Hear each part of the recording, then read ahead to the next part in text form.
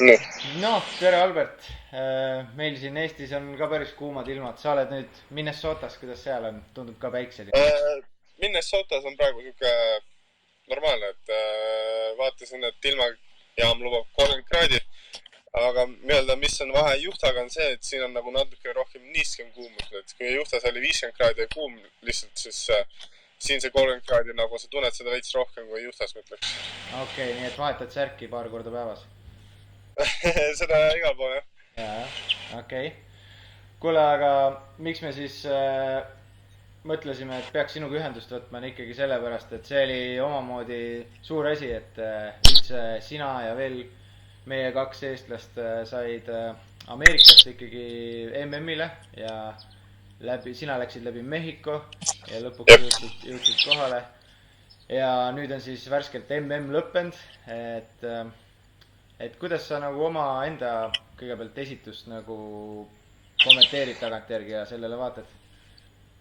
Noh, selles mõttes ega midagi hullu ei olnud, et muidugi statistika kohalt tulid välja, kus nagu ära andsin ja äh, ma mõtlen, aga noh, siis põhimõtteliselt lõpetasin sealsamas, kus 2019, kus siis oli esimene MM, siis seal jäin 31 äkki jagama. Et siis ma arvan, et mis asjad siin nagu vahepeal kõik nagu ära on olnud ja arvestades seda palju üldse võistlemas käidud on, siis nagu lihtsalt mõned korrektuurid ja ma arvan, saab asja küll. No selle vist peab kohe ära küsima, ikkagi see kõrguste vaheteema, mis tuli vähemalt läbi meedia nagu palju Eestisse ka, et sellega see tekitab täitsa uusi probleeme. Kas sul oli ka täitsa nii või? Ütleme, et võib-olla kui ma teeks midagi teisiti, siis see on see, et kui ma lähen Juhtasse, siis ma esimene päeva veedaks platsil lihtsalt, et aru saada, kuidas kettad lendavad. Et ma läksin kohe rajale, õnneks ma ei läinud kohe veerajale, et kui ma arvan, et kui ma oleks veerajale kohe läinud, siis seal oleks oluliselt rohkem neid kettaid nagu vette läinud, aga põhimõtteliselt, kui ma mängisin Portland Openit, siis need kettad, millega ma seal viskasin rollerid, need siis olid mu põhidistantsikad ja ütleme, et näiteks tavaline Ballista Pro Opto on kohe sihuke uuest peast sihuke maks distantsikahur mulle. Aga siin Juhtast oli sihuke ketas, mida ma sain visata nagu päris tugevasse tuulde, ehk siis see oli võib-olla asi, mida ma pidin vahepeal nii-öelda, ma arvan, et mida ma õppisin Juhta Openi käigus on see, et kuidas kettaid usaldada, ehk siis need rolleri ketted, mis nurgal visata, et sa tead, et ta teeb oma selle Max S-i välja. Ja jah, ma arvan, et see vast oli siuke peamine teema nende kettadega. oota, kas see põhimõtteliselt siis kõik kettad lendasid nagu kangemalt või? Kui jah, et põhimõtteliselt no okei, üks asi, mis ma nagu hiljem kuulsin, oli see ka, et miks see paljud putid madalaks jäävad, on see, et nii-öelda kuna seda õhku on vähem, et siis nii-öelda ketas kukub varem maast alla. Aga ma ei ütleks, et kettad nagu,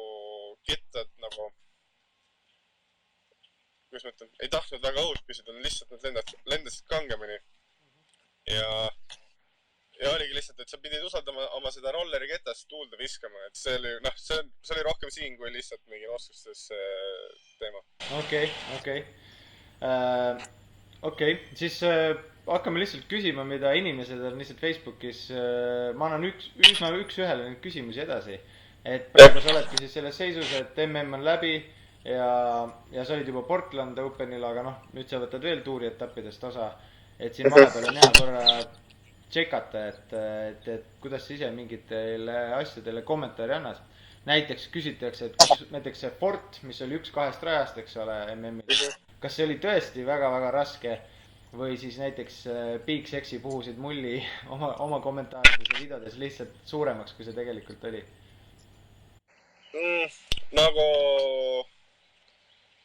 Fort oli nagu siuke aus metsarada, et noh, selles mõttes ta on nagu, ta karistab sind, kui sa oled veits nagu veerus kõrval, et ta on nagu täitsa mängitav. Aga mis Fordi puhul võib-olla asi, mis mulle nagu, et kuidas rada nagu võib-olla ausamaks teha, on see, et seal olid väga siuksed leebed drop-zone'id, et näiteks üks oligi see par 5 900 vist, et kui eksisid vasakule, ehk siis nii-öelda missisid nii-öelda mandojoone, siis läksid drop-zone'i, kus sa võisid põhimõtteliselt mängida OB4. Et see nagu, kuidas ma ütlen, nagu ei, see väga ei make'i sense'i nagu, et tavaliselt dropzone'id on nii, et nagu see okei, et sa saad parri nagu, aga mitte, et sa ei ründa birdit enam-vähem. Et noh, par nagu parimal juhul. Aga ma ütleks, et mulle Fort nagu selles mõttes meeldis, et seal oli vahest veits palju nagu väikseid puid, aga ma ei tea, et väga nagu sai navigeerida küll, et lihtsalt vahepeal, kui tuli mingine bad break, siis see ongi jälle see, et kuidas sa sellest üle tuled. Ja võib-olla ma võrdleks seda veits Alutaguse rajaga, et eriti just 4. rada Fortis. Et kui nagu gameplan läheb võssa, siis ongi tabad varakult puud, et siis kui distsiplineeritud sa mängid, et võib-olla mängid oma kindla paugi ära ja lähed edasi, sest et see on alles 4. rada. Või siis sa lähed sealt nii-öelda mingit kangelast mängima ja tõmbad oluliselt rohkem kui lihtsalt paugi, et see oli võib-olla tükk asi, mis mulle Forti puhul nagu kõige rohkem silma jäi. Kas sa ütleksid, et Fort ja Mulligan omavahel olid üsna erinevad, et noh? Fort oli siuke, et noh, seal sa pidid liine tabama, aga Mulligan oli minu arust hea siuke kompliment sellele, et seal, kuna see oli golfirada on ja siis fairway'd on väga siuksed väikse muruga ja kettad skipavad oluliselt rohkem. Ehk siis ongi, sa pead oskama Mulligan siis nii-öelda maandada õige nurgaga ja õige kiirusega. Et kui sa maandud veits offi mingis rajal, siis ta lihtsalt lendabki minema vette ja jääd kettast ilma enam. Aga et selles mõttes nagu mõlemad nagu toimisid koos. Ja sa kaotasid päris palju kettad juba ära või? Ma kaotasin, kus ma ütlen, kui ma läksin Juhto Openit mängima, siis mul hakkas vähe põredaks nende varudega minema, aga selles mõttes ma sain enamust tagasi. Vist 2 Ballista Prod jäi sinna Mulligansi ja siis äkki vist 1 Recoil ja Ballista Pro Forti. Et mitte kõik hullem nagu asi ja ma sain suust üks viimasel hetkel sain Blacking Discalt ka siukse care package'i, kus siis oligi uued Ballista Prod ja noh, see oligi asi, mis kotis puudu oli, et ära olid kadunud siis siuksed head stabiilsed distantsikad ja te olid kas liiga kanged või liiga lahjad kettad, et siis seal ühte Ballista Prod, mis mul see Signature seeria on, et see oli, noh, tõsiselt seda ei saanud seal väga visata, et oli lihtsalt nii kange. Et siis ma tagusin seda vastu seda betooni, mis need tiialad olid, et veitski nagu saada mingit lendu välja, aga siis õnneks hakkasid kettad tagasi tulema ja siis sellest enam probleemi on. Okei, nii et seda ikka vahel tehakse, ka Prod teevad seda, peksavad või? Ja seal oligi, ma uurisin, et kuidas keegi nagu kettaid sisse mängib, et noh, et meil kes keedab, on ju, kes paneb mikrokosse ja vaata nii, et ma vaatasin, et okei, et mul see betooni asi vist toimub kõige paremini. Okei. Wow, okei. Kuule, aga me peame vist sellest MPO finaalist ka rääkima. Kas sa said ka neid viimaseid legendaarseid viskeid pealt vaadata, kus Conrad ja Macbeth asja paika panid või? Jaa, põhimõtteliselt me olime Silveri ja Kristjaniga olime siis, kui siit läheb fairway, siis me olime paremal pool, on ju. Ja ma ei saanud üldse aru, et nagu mis juhtus, et sest, et kitte nagu ei olnud kuulda. Ja siis järsku või kõik läks, vau, vaata, ma olin nagu, mis asja, vaata, et siis oligi selgus, et pani sisse, ma nagu, mis asja, nagu, et kuidas nii, ja siis ma siin paar päeva olen nagu veits vaadanud ka, nagu vaatasin Joe'mis viimase ringi ja siis lihtsalt nagu neid viskid ja see on lihtsalt ebareaalne, nagu lihtsalt ebareaalne ja siis ümbermängimine ka, ma arvan, et seal oli noh, väga rets momentum shift lihtsalt, et Macbethil oli üsna raske sealt midagi, kus ma ütlen, end uuesti kokku võtta, et põhimõtteliselt sa teed kõik ära, mis sul, noh, kus ma ütlen, sa teed nagu õpiku järgi kõik ära ja siis nagu, mingi vend paneb õpiku põlema ja teeb omamoodi, et see on nagu, see oli väga ulme. Miks sa arvad, miks Conrad oli ka ümbermängimisel kindlam? Kas see võis olla, et ta esiteks ace'is ühe korra selle, peaaegu ace'is veel ühe korra, et see oli täpselt tema vise ja Macbethile võib-olla mitte kõige mugavam või? Ütleme, et see 16 rada on siuke, kuidas ma ütlen, väga toore sada esimeseks ümbermängimiseks, et see on nagu, ongi make it or break it enam-vähem. Ja noh, ma ütlen, et Conradil oli momentum shift ja oligi, kui Conrad läks sinna üles, siis kuradi kogu see rahvalt karjus nagu Conrad ja siis noh, kuidas ma ütlen, nagu olla seal Macbethi kingedes, see on nagu suht raske nagu, aga ma veits üllatusin, et Macbeth mängis seda rada siukse kiire forega, siis fairway'ga, et kuna see tõesti on nagu üsna raske sinna maandada midagi, eriti kui sa viskad veel kiiret ketast, siis nagu oligi, maandus veits pikaks ja ega seal midagi teha ei olnudki nagu. okei, väga huvitav.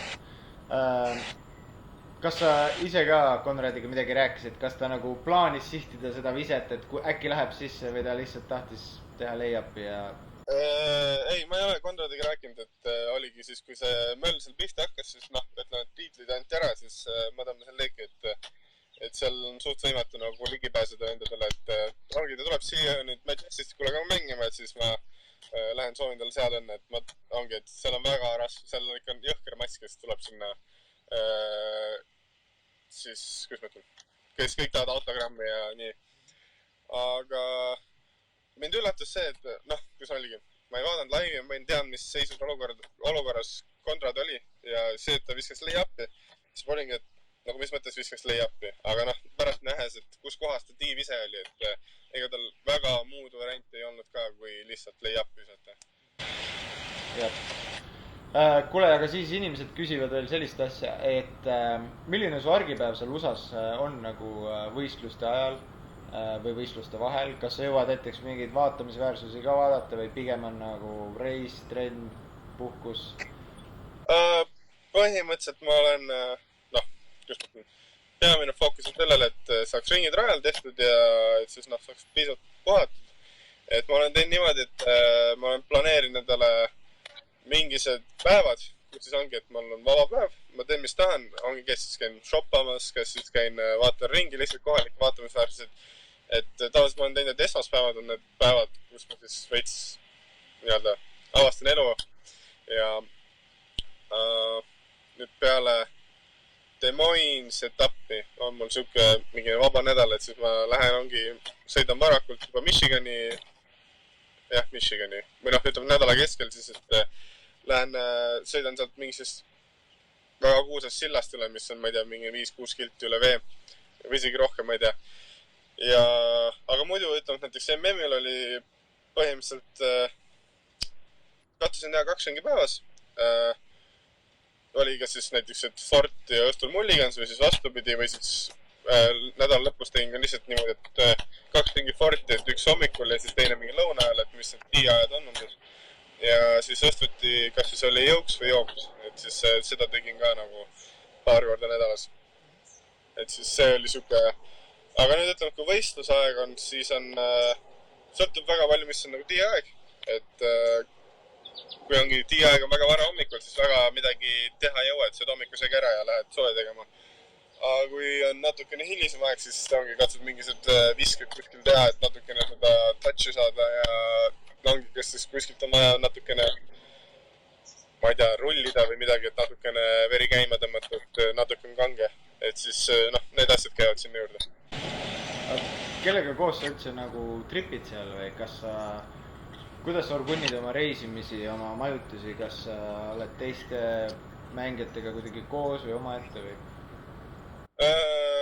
Mis need võistlused need olid? No ütleme, et praegu ma olen esimesed 3 võistlust ma olen üksi, et reisin peamiselt üksi ja siis ongi majutusega nagu katsun klattida, et nüüd ongi Des Moines'i ja siis Great Lakes'i vaatame Silveri ja Kristjaniga koos majutuse.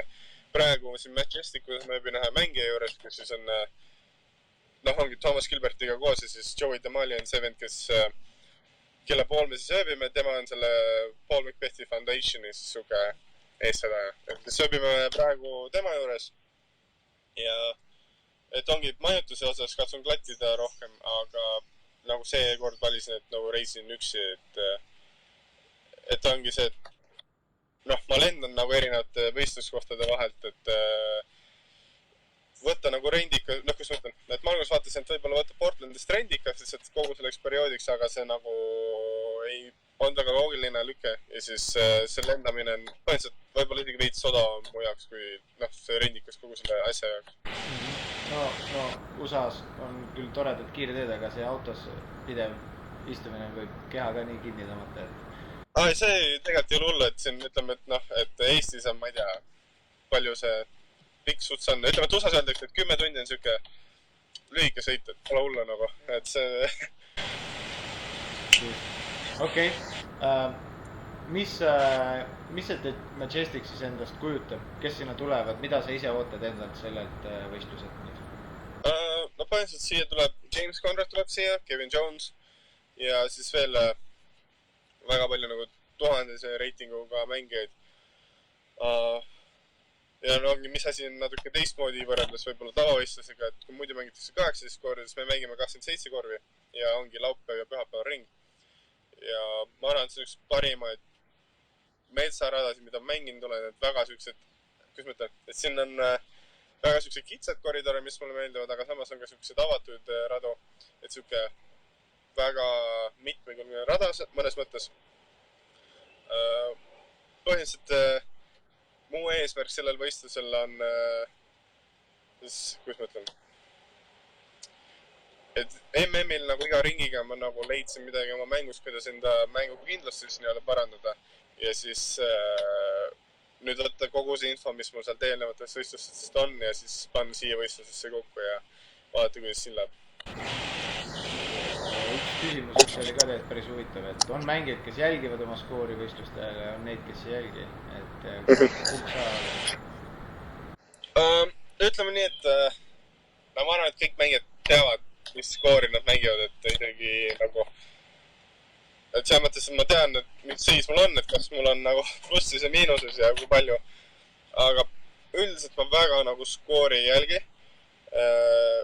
Kus ma küll jälgin skoori on see, kui hakkavad nagu, ma ei tea, viimased korvid, mingi need väga sõltub enesetundest nagu, et kui ma tunnen, et okei, et ring on nagu siuke nadi veits on ja mul on vaja nagu mingit ekstra motivatsiooni ja boost'i, siis ma olen seda teinud, et ongi, ma vaatan korra skoori, ma näen, et okei, mul on need mängijad ees on ja mis need skoorid on ja siis nagu ongi, et töötada end kuhugi maani, et mul oleks siis kas järgmine ring või mingine, et anda endale rohkem võimalusi, et siis ma kasutangi seda motivatsioonina nagu. Kuule, kuidas sa kodustega ühendust hoiad? Sul on tüdruksõber, sul on teised lähedased, saad sa piisavalt? Messenger, see Facebooki Messenger, et see on hea lihtne, et mul on kohalikene kaart ja siis ongi, saan kasutada seda netti, et siis helistada ja lihtsalt vaata pilt asju saata, kuidas läheb. Sa oled nüüd olnud ära vist päris pikalt juba, eks ole, mingi üle 6 18 mai ma tõmbasin leeki Eestist. No jah, siuke 1,5 kuud võib-olla. Mis on esimene asi, mis sa teed, kui sa Eestisse tagasi jõuad? Sõltub, mis piirangud teevad. Et kui piirangud on lõdvad, siis ma ei tea, võiks nagu välja minna, et pole ammu käinud. Okei, ma arvan, et selleks korraks on nagu piisavalt küsitud, et oleme natuke kuulnud, kuidas ise kommenteerid MM-i tagantjärgi ja mis praegu toimub ja mis ees seisab. Ma arvan, et Eesti kõik diski fännid ja toetajad ja poolehoidjad on tänulikud, et sa võtsid selle aja, et natuke vastata ja no problem. Soovime sulle siis tõesti edu ja naudi seda The Majesticut ja kõrgeid kohti. Jah, tänud.